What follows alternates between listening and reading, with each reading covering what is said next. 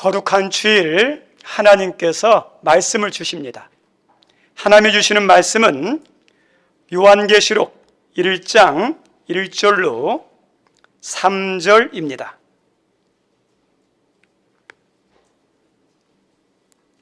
요한계시록 1장 1절로 3절 우리 함께 읽습니다. 예수 그리스도의 계시라.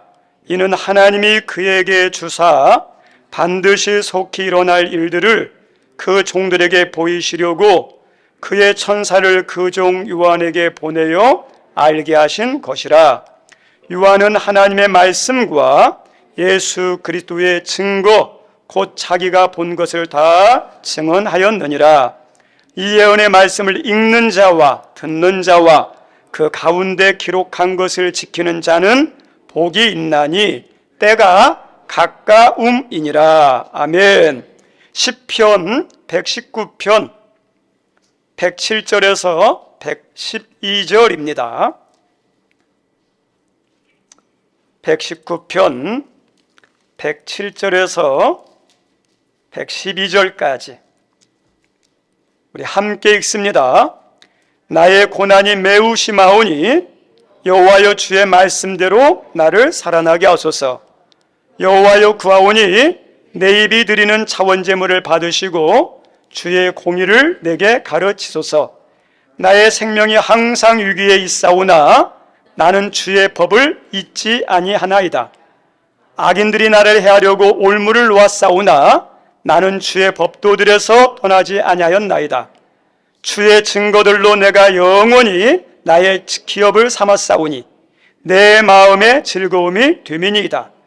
내가 주의 율례들을 영원히 행하려고 내 마음을 기울였나이다. 아멘. 우리 성도님들 이 자리에 나와서 예배드리는 것이 은혜입니다. 우리 옆에 있는 분 축복했으면 좋겠습니다. 당신은 은혜의 사람입니다. 그죠?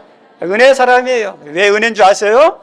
이렇게 주일 예배 드리는 것이 건강하니까 나온 거죠. 우리 몸 아프면요 못 나와요. 이렇게 내 예배 드릴 수 있는 것이 뭐예요? 하나님이 그래도 믿음을 주셔서 믿음을 유지하게 하셔서 예배 드리는 거지. 믿음 잃어보세요. 주일 안 나와요. 예배 자리 안 나와요. 그래서 이게 은혜예요, 은혜. 오늘 말씀 제목은 인생의 승부처 말씀입니다. 우리 같이 설교 제목 한번 읽어볼까요? 시작. 인생의 승부처 말씀이에요. 신의 한 수라는 단어를 들어봤을 겁니다.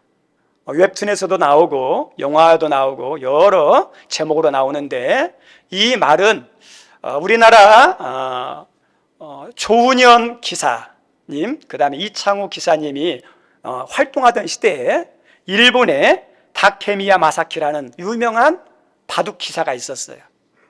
이분이 라이벌하고 결승전을 치르는데 그 바둑이 8시간 시한 제한이에요.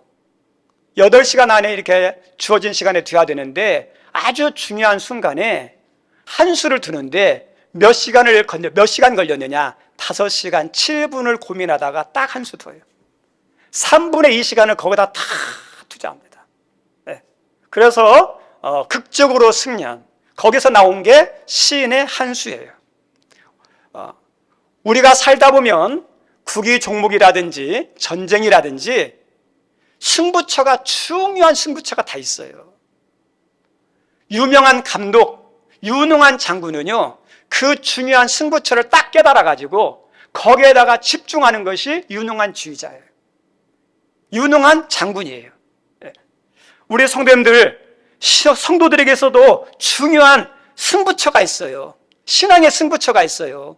이 신앙의 승부처를 알고 그 다음에 거기에 대해서 승부처를 분별할 수 있어야 되고 거기에다 집중할 수 있는 것이 얼마나 중요한지 몰라요. 왜 신앙의 승부처가 중요하냐? 믿는 사람에게서 신앙은 신앙으로 끝나지 않고 성도의 삶과 다 연결돼요. 안 믿는 사람은 신앙생활 안 해도 큰 문제 없어요.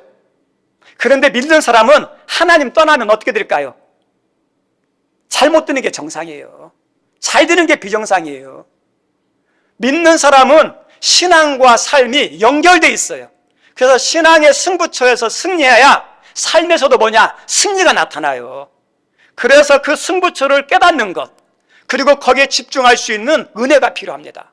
하나님께서 우리에게 신앙의 승부처, 삶의 승부처에 대해서 말씀해 주시고 알려주셨는데, 출애굽기 17장에 보면 이스라엘 백성들이 이 광야 행진을 하는데 아말렉 족속이 쳐들어와요. 근데 이 아말렉 족속들은 모든 싸울 수 있는 군사를 다 어디에만 집중시키냐면 이스라엘 군과 싸우는 데만 다 집중시켜요. 거기가 승부처인 줄 알고, 그 싸우는 것이 전부의 싸움인 줄 알고, 모든 가용 가능한 모든 그 전투력을 거기에 집중합니다. 그런데 하나님은 모세를 통해서 아말렉과 전쟁할 때 여호수아 통해서 아말렉과 싸워서 나가게 하라 하면서 하나의 전쟁을 하게 만듭니다.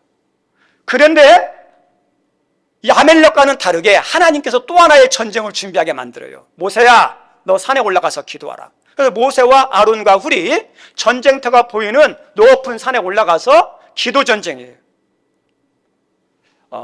여호수아의 전쟁도 중요하지만 하나님의 말씀을 통해서 우리에게 알려주는 게, 여호수아처럼 전쟁터에서 삶에서 열심히 하는 것도 중요하지만 또 하나의 중요한 전쟁을 승리케 하는, 사람들이 생각하지 못하는, 그 다음에 인식하지 못하는, 중요하게 생각하지 아니하는 모세가 산에서 기도한 이 산의 기도 전쟁, 이것도 중요하다는 거예요.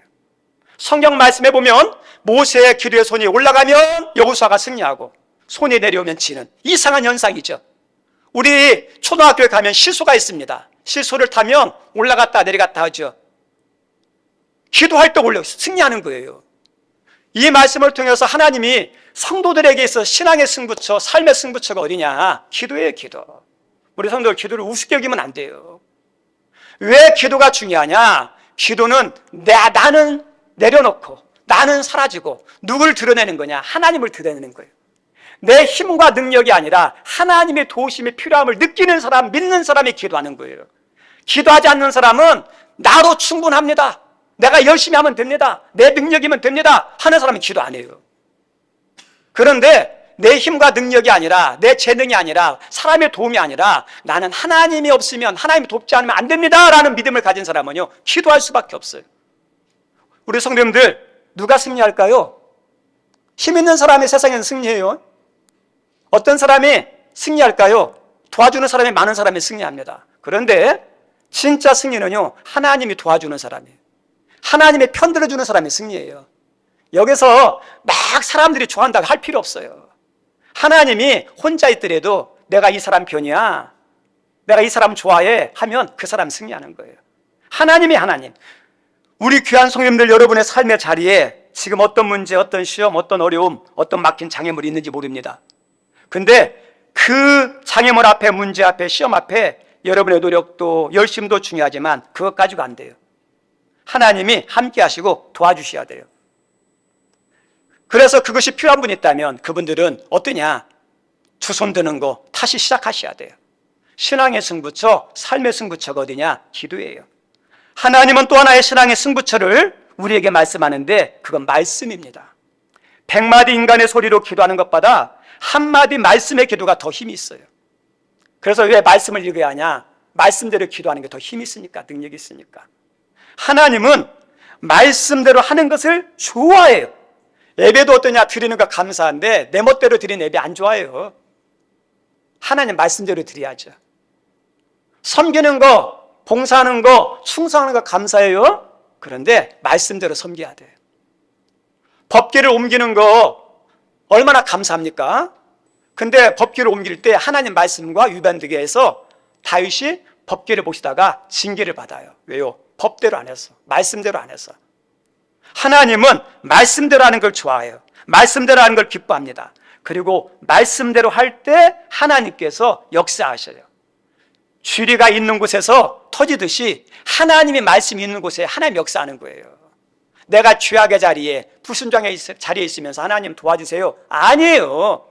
하나님께서 뭐라고 하냐? 돌아와라, 돌아오라. 너의 죄악 등결에서 돌아오면 내가 돌이켜서 너를 도울 것이라 그래요. 돌이키는 거예요. 어디로요? 하나님께로, 말씀의 자리로. 성경에서 많은 은혜와 기적들이 일어날 때 그것에는 기도도 있지만 반드시 뭐냐? 말씀과 연결돼요. 말씀에 순종할 때 하나님의 은혜와 능력들이 나타납니다. 나만 장구의 치유에 대해서 엘리사 선지자가 요단강에 가서 7번 씻으십시오. 나만 장군에 내키는 이야기가 아니에요. 요단강보다도 더 좋은 강이 아랍 나라에 많은데, 근데 그 불만과 불평을 내려놓고 그 다음에 가슴으로 다 쌓고 그대로 순종했을 때 치료가 나타났죠. 우리 베드로에게 예수님께서 깊은 곳에 가서 그물을 던져라 그랬죠. 이 고기 잡는 것은 베드로가 박사예요. 현직이잖아요. 그런데 자기의 지식과 경험을 내려놓고 예수님 말씀에 순종해서 던졌을 때 그물이 찢어질 만큼 많은 고기를 잡습니다. 태어나면서부터 눈이 멀어가지고 이렇게 걷지 못하는 그 사람에게 우리 예수님께서 성전 밖에 있는 실로암 연못에 가서 씻으십시오 그러죠. 예, 낫지도 않았는데 얼마나 불평하겠습니까? 낫지도 않고 왜 이렇게 말한대. 근데 그 말씀대로 하다가 실로암 못에 가서 씻다가 눈이 띄어지는 장면이 나옵니다. 무엇과 연결되죠? 말씀과 연결돼요. 말씀의 순종과 연결됩니다. 하나님 말씀은 모든 성도와 교회의 신앙과 삶의 승부처예요. 더 따라서 합니다. 말씀은 신앙의 승부처다. 아멘? 승부처예요, 승부처. 여기에 모든 것이 달렸다 해도 과언이 아니에요. 제가 요한계시록 오늘 말씀을 읽으면서 이렇게 떠오른 생각이 있어요. 요한계시록의 저자는 사도 요한인데 사도 요한과 다른 제자를 이렇게 보면서 야, 비교하지 말아야겠다. 비교하면 안 되겠다. 그런 생각이 들었어요. 우리 성도님들, 사람마다 각자의 주신 은혜들이 있어요. 그 은혜에 감사해야지 비교하면 안 돼요. 사람들이 불행하게 되는 것 중에 하나가 다른 사람과 비교할 때 시작됩니다. 부부싸움에서 넘어서는 안 될 선이 있어요. 금도가 있어요. 이 선을 넘으면 이 불에다가 기름을 붓는 격이 돼요. 그 금도가 뭐냐? 그 배우자의 부모님을 끌어들이면 안 돼요. 가족을 끌어들이면 안 돼. 너희 부모님이 왜 그래? 너희 가족은 왜 그래? 하면 큰일 납니다. 그럼 금도예요, 금도. 그리고 배우자에게 옆에 있는 남편은, 옆에 있는 부인은 이렇게 하면 어때요? 금도예요. 네. 작은 싸움이 큰 싸움이 됩니다. 우리 아이들에게 다른 자녀들과 비교한다든지, 자녀들이 부모님을 다른 부모님에게 비유하면서 다른 부모님이 이렇게 잘해주는데 우리 부모님 왜 안 해줘? 이렇게 하면요, 자녀나 부모에게 가슴에다 못 박음에 보이지 않게 확 들어와요. 비교할 때요, 문제가 생겨요. 비교하는 순간 불평이 나오고 불만이 나오고 원망이 생기고요, 불행의 먹구름에 싹 밀려옵니다. 그래서 하나님은 비교하는 거 원치 않으세요. 주님은 우리가 다른 사람과 비교하며 사는 것이 아니라 하나님께서 지금 각자에게 주신 분복이 있는데 거기에 대해서 자족하며 감사하며 살기를 원해요. 오늘 읽었던 요한계시록은 사도 요한이 기록했습니다. 사도 요한과 많이 대비되는 사람이 베드로예요. 베드로 사도는 하나님의 제자로 수제자인데 누굴 의식했느냐? 사도 요한을 의식했어요. 왜냐하면 예수님이 사도 요한을 많이 사랑했거든요. 그래서 추후의 만찬 때 보면 예수님 품에 의지해서 이렇게 누워있는 사람이 있죠. 그게 사도 요한이에요. 성경에 보면 예수님의 사랑을 많이 받은 사람이 사도 요한이어가지고 이 베드로가 사도 요한을 많이 의식했어요. 네, 많이 의식했어요. 어느 날 우리 예수님께서 십자가에 죽으시고 부활하신 이후에 예수님의 십자가의 죽음을 보고 실망해서 갈릴리에서 어부를 다시 하고 있는 베드로에게 찾아왔습니다. 그리고 이렇게 부르셔요. 다시 네가 나 사랑하느냐 3번 하고 사랑합니다 했더니 내 양을 치라, 내 양을 먹이라 하면서 사명을 다시 회복해 주셨어요. 그러면서 베드로의 미래에 대한 것을 하나님께서, 예수님께서 알려주십니다. 네가 젊어서는 스스로 띠뛰고 네 원하는 곳으로 막 다녔지. 그런데 네가 늙어서는 네가 원하지 않는 곳으로도 다닐 거야. 그렇게 말씀했어요. 그리고 그때 누가 따라오느냐? 예수님이 사랑하는 제자가 이렇게 따라오는 걸 보고 베드로가 예수님께 질문해요. 그러면 이 제자는 어떻게 되겠습니까? 질문했더니 예수님께서 이렇게 말씀해요. 내가 올 때까지 그를 머물게 하고자 할지라도 내가 무슨 상관이냐? 너는 나를 따르라. 신경 쓰지 말고 비교하지 말고 너희 일 네가 할 것만 열심히 하라 그러는 거예요. 예수님께서 베드로에게 말씀해. 베드로 막 의식하면서 하는데 의식하지 말라는 거예요. 비교하지 말라는 겁니다. 예수님의 제자 가운데 가룟 유다를 제외한 11명의 사도들과 그 다음에 사도 요한의 삶이 대조적으로 비교가 돼요. 수제자인 베드로를 비롯한 11제자들은 다 전도하다가 선교하다가 다 순교당합니다. 첫 번째 순교자는 야고보 사도예요. 예루살렘에서 삼수형으로 순교당합니다. 베드로 사도는 로마에서 선교하다가 십자형으로 죽습니다. 안드레는 아시아에서 전도하다가, 빌립은 소아시아에서 전도하다가 돌에 맞아 죽고, 마태는 아프리카에서 선교하다가 칼에 죽고, 바돌로베는 아시아에서 선교하다가 살가죽이 벗겨져서 죽고, 도마는 인도까지 와서 선교하다가 창에 찔려 죽습니다. 가룟 유다를 대신해서 사도가 됐던 마띠아는 예루살렘에서 야고보 사도처럼 참수형으로 죽습니다. 반면 애제자인 사도 요한은 어떻게 될까요? 100세까지 장수하며 살다가 모든 교회와 성도들에게 사랑하며 사십시오, 끝까지 믿음을 지키십시오 하다 그렇게. 그리고 요한복음, 요한 1, 2, 3서, 요한계시록을 기록해요. 왜 11명의 사도의 마지막과 사도 요한의 마지막이 다를까요? 하나님이 그렇게 정하신 거예요. 각자에게 주신 길이 있고 각자의 은혜가 다 있다는 거예요. 그럼 누가 좋고 누가 나쁘냐? 우리 성님들, 사도 요한은 좋고 베드로 사도는 나쁜 거예요? 아니에요. 하나에 보실 때 모든 사도들이 다 귀하고 사역도 다 귀해요. 모든 사도들의 사역이 하나님 나라에 다 꼭 필요한 것들입니다. 그리고 하나님이 각자에게 맞게 은혜를 주셨고 인생길을 다 허락하신 거예요. 우리 성도님들, 우리 성도들도 각자의 길이 있어요. 각자의 은혜가 다 달라요. 다 똑같지 않아요. 우리 사람들의 얼굴 보십시오. 똑같아요? 안 똑같아요? 틀려요. 지문요, 세상 인구가 70억이어도 다 틀립니다. 지문. 우리 신체 부위만 아니라 DNA 있죠? DNA 유전자도 다 달라요. 그래서 범죄 수사에서 미제로 남았던 사건들이 있었는데 나중에 DNA 검사에서 걸려가지고 범인 잡는 거 나와요. 유전인자도 다 달라요.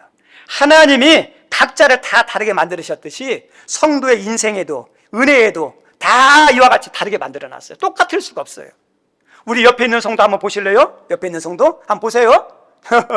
어때요? 같아요? 똑같아요? 틀리죠? 틀려요? 옆 사람의 인생길이 달라요. 옆 사람의 인생길과 나의 인생길이 달라요. 옆 사람에게 주신 은혜와 나에게 주신 은혜가 달라요. 똑같을 수가 없어요. 네. 교회마다 주신 은혜가 다르고 교회마다 가야 할 길이 다 달라요. 목사마다 주신 길과 은혜도 다르고 선교사도 마찬가지예요. 그래서 비교하면 어떻게 돼요? 불평이 나오고 불행에 밀려오기 시작하는 거예요. 한 가지 우리가 믿을 것은 하나님이 나에게 맞게 주셨다. 저 따라서 합니다. 하나님이 나에게 맞게 주셨다. 아멘. 나에 대해서 잘 아시는 하나님이 나에 맞게 주셨다고 생각하면 돼요. 키 작은 거 원망하지 말고, 얼굴 잘생기고 못생겼다고 그것 때문에 막 할 것도 없어요. 하나님 다 맞게 주셨어요. 네? 머리가 크든 작든 얼굴이 이쁘든 안 이쁘든 상관없어요. 그것 가지고 살아가는 게 아니에요. 하나님의 은혜로 살아가는 거지. 그래서 나에게 주신 거에 대해서 감사하는 거예요. 그리고 하나님은 나에게 맞게, 나에게 최고의 것으로, 최선의 것으로 주셨음을 믿고 또 그렇게 인도할 것을 믿고 살아가는 것이 그게 믿음이에요. 나에게 주신 분복에 대해서 감사하고 기뻐하며 즐겁게 행복하게 사는 것을 하나님이 기뻐하셔요. 여러분의 인생이 그런 삶이 되기를 원합니다. 2023년도 이제 2월달 시작되고 있는데 나에게 주신 거에 대해서 감사하고 비교하지 마십시오. 네, 비교하지 마세요. 나에게 불평하지 말고 최선을 다해서 성실하게 하면 하나님께서 그 자리에서 더 큰 은혜, 더 복된 글, 더 높은 길로 인도하셔요. 불평하는 순간, 원망하는 순간 어때요? 안 돼요. 지금 있는 자리에서. 여러분 지금 있습니까? 여기서 우리 여호수아가 있었습니다. 여호수아가 모세의 사원으로 한 40년을 섬겼죠. 근데 모세가 지도자가 됐을 때 나이가 우리는 젊은 여호수아라고 생각하는데 아니에요. 모세가 120세에 죽고 여호수아가 지도자가 됐을 때가 85세 때예요. 85세 때. 85세 때. 85세가 되어서 지도자가 됐어요. 그러면 한 45세부터 40년 동안 모세를 섬긴 거예요. 우리 성도님들, 사원으로 밑바닥에서 40년간 섬기는 거 쉬워요? 모세는 죽을 때까지 눈이 흐리지 않냐고 기력이 쇠하지 않았다 그랬거든요. 그렇게 건강하게 사는데 나는 언제 지도자가 될까? 그걸 꿈꾸지 않았어요. 자기의 일은 모세 섬기는 것이 내 일이다 생각하고 거기에서 어떠냐? 사원이지만 열심히 기쁘게 섬겼어요. 그랬더니 그 후에 하나님께서요, 여호수아를 지도자로 삼아서 가나안을 정복하고 이스라엘 나라 땅을 분배하게 만드는 중요한 일을 감당하게 만들어요. 우리가 알고 있는 다윗은 왕이 되기 전에 어떤 사람이었습니까? 목동이죠. 근데 그 목동이를 정말 성실하게 최선을 다해서 목숨 걸고 열심히 했어요. 하나님이 그 목동의 일을, 양을 생명처럼 귀하게 하며 돌보는 그것을 보고 왕으로 삼으셨어요. 작은 일에 작은 일을. 우리 베드로를 수제자로 부르셨는데 이 베드로도 어떠냐? 어부로서 밤이 맞도록 수고하는 거예요. 자기 일에. 고기가 잡히든 잡히지 않든 그것은 어떠냐? 자기 소관이 아니니까 밤이 맞도록 수고하는 그 모습을 보면서 우리 예수님께서 이 성격, 이 모습이면 제자가 되어도 좋겠다 해서 부르시는 거예요. 우리 예수님이 마태복음 25장에서 이렇게 말씀합니다. 그 주인이 이르되 착하였도다. 착하고 충성된 종아, 내가 적은 일에 충성하였음에 내가 많은 것을 내게 맡기리니. 우리 하나님의 칭찬이 뭐죠? 내가 작은 일에 충성했다 그러죠. 작은 일이에요. 우리들이 주어진 거에 대해서 불평하지 마시고 감사하세요. 지금의 자리에, 지금 주신 본복에 대해서 감사하고 거기서 최선을 다할 때 더 많은 걸 맡긴다 그러죠. 지금 나의 자리에서 나의 분복에 감사하며 최선을 다하는 것은요, 하나님이 더 큰 것을, 더 많은 것을 더 높게 하기 위한 테스트예요, 테스트. 그래서 2023년도에 여러분의 것을 다른 나라가 비교하면서 원망하지 마시고 감사하고 최선을 다하시기 바랍니다. 하나님은 그것에서 어떠냐? 더 큰 은혜의 문을 열어주실 거예요. 그 은혜가 있기를 주님의 이름으로 축원드립니다. 성도의 진정한 복은 어디에 있느냐? 말씀이에요, 말씀. 사람들은 복 좋아합니다. 세상 어느 나라에도 복 싫어하는 사람은 아무도 없습니다. 우리나라 사람들도 복 좋아하죠. 그래서 이불에도 복, 베개에도 복, 막 대문학에도 복, 막 붙여놓은 사람 많잖아요. 세상 사람만 아니라 믿는 사람도 복 좋아하잖아요. 저도 복 좋아해요. 복 좋아하는 게 나쁜 게 아니에요. 신앙 안에서는 하나님의 은혜가 있고 복이 있어요. 그걸 기대하고 사모하고 구해야 돼요. 하나님, 나에게도 복 주세요. 왜요? 세상 일을 하려면 세상 것이 필요해요. 건강에 복이 있어야 일하죠. 물질이 있어야 섬길 수 있죠. 높은 자리에 있어야 힘있게 더 잘 섬길 수 있죠. 세상 건 나쁜 게 아니에요. 잘못 써서 그렇죠. 하나님 일을 하기 위해서는요, 세상 것 필요해요. 은혜 필요해요. 복 필요해요. 근데 복의 근원이 누구죠? 하나님이 하나님.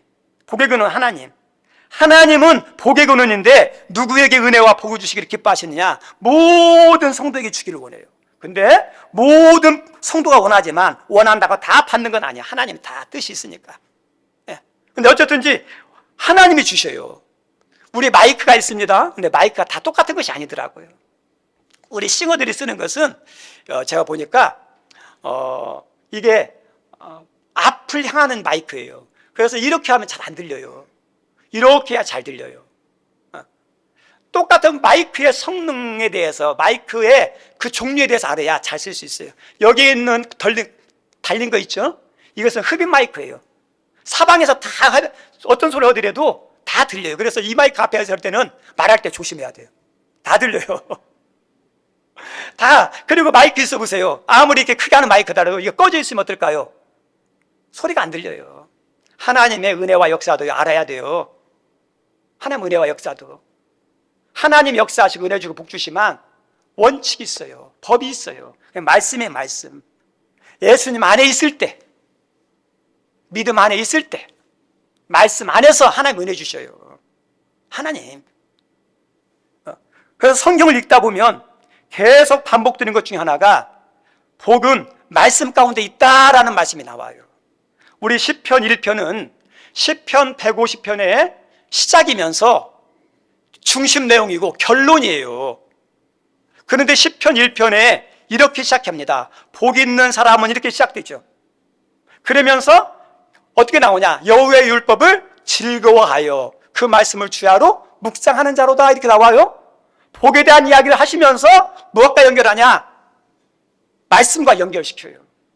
하나님 믿는 사람에게는 하나님은 은혜 주시기를 원하시고 복 주시기를 원하셔요. 우리 아브라함을 부르셨을 때 아브라함에게 이렇게 말하죠. 내가 너에게 복을 주고, 그렇죠? 그러면서 또 어떠냐? 너는 복의 축복의 통로가 될 것이다. 나만 잘 되는 게 아니라 다른 사람도 잘 되게 만드는 축복의 통로가 되겠다고 합니다. 이건 아브라함만 아니에요. 우리 모두에게 주시는 말씀이에요. 하나님 여러분에게 뭐 주기를 원하셔요? 은혜 주시기를 좋아하셔요. 복 주시기를 기뻐하셔요. 여러분을 통해서 다른 사람들이 잘 되는 축복의 통로가 되기를 원하셔서 그렇게 부르셨어요. 우리 성도님들, 우리 자신을 축복했으면 좋겠습니다. 여러분 가슴에 손을 얹고 축복하십시오. 나는 복덩어리다. 아멘? 우리 성도님, 여러분 저주덩어리 아니에요? 하나님 여러분을 복덩어리로 만들어놨어요. 여러분이 잘 되고 다른 사람도 잘 되게 만드는, 우리 자녀를 향해서 어떻게 말하느냐? 우리 자녀 생각하면서 축복합시다. 너는 복덩어리다. 그러죠? 복덩어리라고 해요. 아예 재수없는 거 하면 안 되고. 우리 옆 사람에게도 축복합니다. 우리 성도님은 우리 교회 복덩어리입니다. 시작. 그러죠. 아멘? 그래. 좀 쑥스럽지만 우리 학생들을 봤어요. 우리 학생들, 우리 어린이들을 보면서 어떠냐? 아이고 귀엽네 언니, 너무 복덩어리야 이렇게 해주는 거예요. 새로운 성도들이 왔어요. 그럼 어때야 돼요? 함께 합니다. 시작. 당신은 복덩어리입니다. 그죠? 하나의 복덩어리를 만드신 거예요. 예, 다 필요해서. 우리 하나님께서 복덩어리를 만들어놨는데 그 복이 어디 안에 있어요? 말씀과 연결돼요. 믿음, 말씀의 믿음과. 우리 119편 111절 한번 읽어볼까요? 111절 시작. 주의 증거들로 내가 영원히 나의 기업을 삼았사오니 이는 내 마음의 즐거움이 됨이냐. 그대로 남겨주세요. 내가 영원히 나의 기업이죠. 기업이 뭐예요? 좀 어떤 막 농토라든지 땅이라든지 뭐 사업이라든지 막 돈이 막 이런 게 기업이겠죠. 예? 그런데 여기서 강조하는 것은 기업이 뭐냐? 주의 증거들. 증거는 뭐냐? 말씀을 말하는 거예요. 말씀이 기업이에요. 말씀이 어때요? 복이에요. 그리고 말씀 가운데 뭐냐? 내 마음의 즐거움이 됨이냐. 즐거움은 어디서 나와요? 세상 것에서 나오는 게 아니에요. 성공했다고 즐거움도 있고 내가 원하는 걸 이뤄서 기쁨도 있지만 그건 진정한 기쁨과 즐거움이 아니에요. 진정한 기쁨과 즐거움은요 어떠냐? 말씀이 진정한 기쁨과 즐거움이에요. 말씀대로 살면요 얼마나 행복한지 몰라요. 그런데 말씀 떠나서 잘 됐어요? 뜻한 게 이루어졌어요? 근데요 마음이 편치가 않아요. 네, 우리는 영적인 존재라 하나님께 나왔기 때문에 말씀이에요. 말씀 우리의 기쁨이고 즐거움이고 말씀이 우리의 기업이에요. 우리의 축복이라는 거예요. 그래서 말씀이 얼마나 중요한지 요한계시록 1장에도 말씀을 읽는 자와 듣는 자와 지키는 자가 뭐가 있다?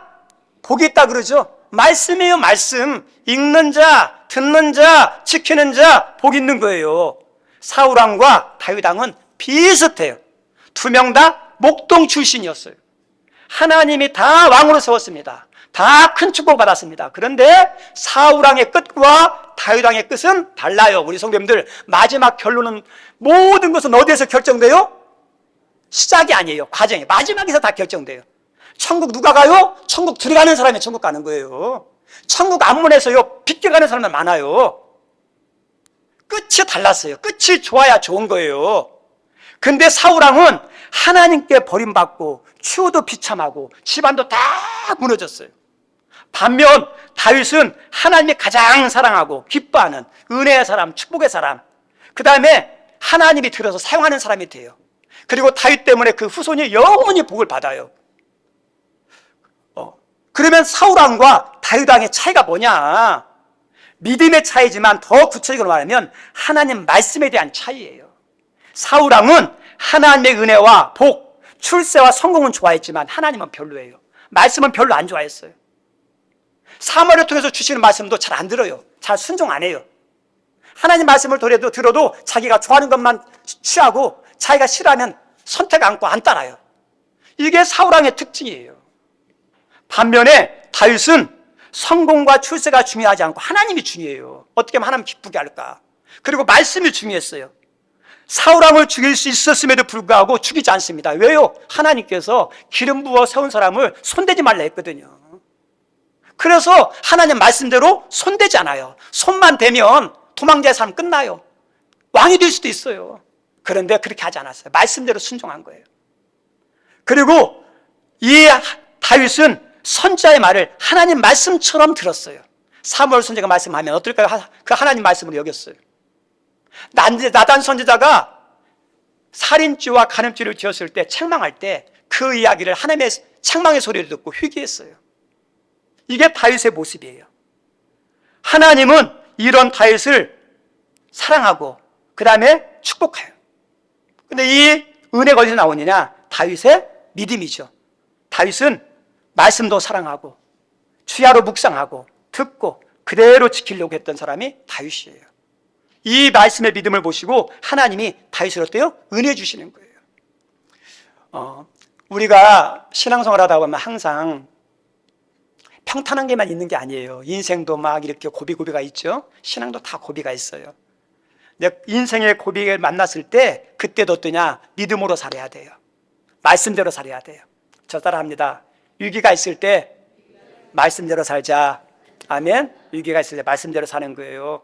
오늘 109절 말씀에 이렇게 나와요. 109절 읽어보죠. 시작. 나의 생명이 항상 위경에 있사오니 주의 법은 그죠. 지금 생명이 위태롭다는 거죠. 위태롭게 있는데 그 순간에도 뭘 잊지 않겠다고요? 죽는 순간에도 주의 말씀을 잊지 않겠다는 거죠. 110절 시작.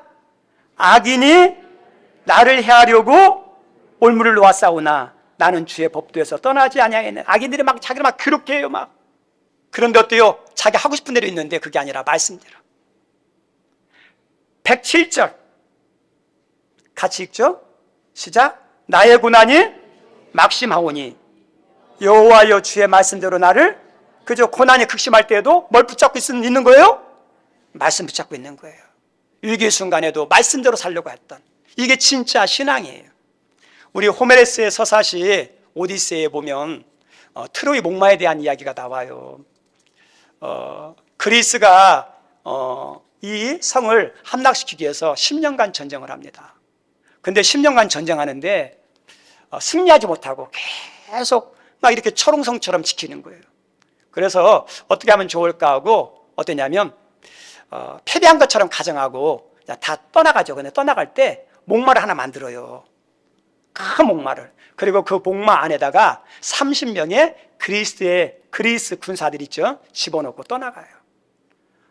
10년 동안 치열하게 생사를 걸고 얼마나 막 싸웠겠습니까? 얼마나 지쳤겠습니까? 피곤하겠습니까? 그리스군이 다 떠나니까 이 성 안에 있는 그 군사들이 너무 좋은 게 이제 우리가 승리했다. 그래서 승리의 기념물로 그 트로이 목마를 성 안에 들여놓고 이제 잔치를 벌여요. 술잔치를 벌여요. 축제를 벌여요. 이제 편하다. 이제 떠났다. 승리했다. 그런데 다 취해서 잠들었을 때 그 목마에 숨어있던 그리스 군인들이 나와서 성문을 열고 이제 어떠냐? 이 성이 함락되는 거예요. 네. 우리 성도님들 컴퓨터에 보면 악성 코드 가운데 트로이 목마가 있어요. 컴퓨터에 유용한 것 같은데 이것을 딱 깔면요 컴퓨터를 다 마비시키는 거예요. 컴퓨터 시스템 망가뜨립니다. 신앙생활에서도 우리를 무너뜨리게 하는 트로이 목마 같은 거 있어요. 하나님 말씀에 대해서 의심, 불신, 불순종하는 것은 마귀가 나에게 심어주는 트로이 목마예요. 마귀는 영물이에요. 영적을 너무 잘 알아요. 하나님 말씀에 얼마나 능력이 있고 권세가 있는지 말씀을 들으면 구원이 나타나고 은혜가 나타나고 하나님의 사람으로 막 변화되는 것을 알기 때문에 말씀을 어떻게 못 듣게 만들어요. 못 읽게 만들어요. 그 다음에 의심하게 만들어요. 불순종하게 만들어요. 우리 성도들 말씀을 읽는 것이 막 꺼려진다. 말씀 듣는 것이 잘 안 들어온다. 말씀에 순종하려고 안 그런다. 그러면 어떠냐? 사탄아 불러가라 그러셔야 돼요. 나의 피곤함도 있지만 많은 경우는 장난치는 거예요. 말씀 가까이 못하도록. 말씀이에요, 말씀. 그리고 어떤 게 트로이 목마냐? 편하게 해. 이게 트로이 목마예요. 너 하고 싶은 대로 해. 우리 성도님들, 신앙생활 편하게 하는 거 아니에요. 좋은 게 아니에요. 너 원하는 대로 해. 아니에요. 말씀대로 해. 이게요, 신앙을 키우는 거예요. 하나님 기뻐하는 거예요. 평상시에 잘하다가 힘들면요, 나태해지기 싫어요. 포기하고 싶은 마음이 들 때가 많습니다. 그런데 정말 중요한 신앙은 힘들 때도 변함이 없어야 돼요. 저 따라서 합니다. 힘들 때도 변함이 없어야 된다. 이게 뭐야? 진짜 얘기예요. 우정도 했대요. 힘들 때 변함없는 게 찐 우정이에요. 힘들 때 변함없는 사랑이 찐 사랑이에요. 힘들 때 변함없는 게 찐 믿음이에요. 찐 믿음. 여기 있는 분들에게 그런 믿음이 있기를 바랍니다. 우리 성도 코로나가 막 닥쳤을 때 적당히 하고 싶은 마음이 있었죠? 나쁜 마음이에요. 코로나 있으니까 더 열심히 하죠. 네? 시험에 낙담했어요? 몸이 아파요? 뜻대로 안 돼요? 계획한 대로 안 이루어져요? 우리 집이 힘들어요? 그럴 때 어떠냐? 막 내려놓고 싶어요. 교회 오는 것도 싫어요. 기도하는 것도 싫어요. 근데 더 죽어요. 그때일수록 어때요? 믿음의 정신을 차리고 하나님 앞에 나오고 말씀대로 살아야지. 우리 성도님들, 교회에 위기가 닥칠 수 있어요. 목회자의 사역에 위기가 닥칠 수 있어요. 여러분의 가정과 사업장에 위기가 닥칠 수 있어요. 그때마다 어떠냐? 더 믿음으로 하려고, 더 말씀대로 하려고. 그러면 그게 뭐가 돼요? 위기가요, 기회가 돼요. 은혜가 돼요. 축복이 돼요. 승리가 돼요. 그래서 오늘 말씀에도 위기 가운데 있을 때 더 말씀을 붙잡고 살겠다는 거죠. 말씀 한 구절만 읽고 마치겠습니다. 우리 112절입니다. 112절. 112절. 함께 읽습니다. 시작. 내가 주의 율례들을 영원히 행하려고 내 마음을 기울였나이다. 무슨 말씀이냐? 제가 표준 세변역을 찾아보니까 이렇게 나왔어요. 내가 죽는 날까지 주의 율례를 지키기로 결심하였나이다. 어떤 문제가 일어날지 모르지만 내가 죽는 날까지 주의 말씀대로 살겠습니다. 뭐 했다? 결심했다는 거죠. 결심은 흔들리지 않은, 요동하지 않는, 견고하게 되는 걸 결심이라고 그래요. 우리 성님들, 이제 여러분 마음 가운데 어떤 결단을 하냐? 내가 말씀대로 살겠습니다. 결심하십시오. 근데 그것이 힘들고 불편할지 모르지만 그것이 승리하는 비결이에요. 은혜의 비결이에요. 하나님 역사하는 비결이에요. 말씀 마칩니다. 야곱의 인생에 큰 위기가 닥쳤어요. 형 때문에 도망자를 갔다가 21년 동안 고생하다가 성공해서 다시 고향으로 돌아가는데 형 에서가 죽이려고 해요. 그 분노가 막 꺼지지 않았어요. 그래서 이 야곱이 영적으로 분별할 때, 야, 이게 지금 승부처다. 인생의 승부처다. 그것을 직감하고 어디에서 승부를 보느냐? 야복강 나루에서요. 다 떠나버리고 홀로 남아서 뭐 하죠? 기도하죠. 거기서 승리했어요. 문제가 다 해결돼요. 우리 성도들, 우리 인생의 승부처가 어디예요? 하나님의 기도이고 말씀이에요. 여기 있는 분들이 그 승부처에서 승리함으로 여러분의 삶에 하나님이 함께하고 은혜 주시는 은혜가 있기를 주의 이름으로 축원드립니다. 우리 시간에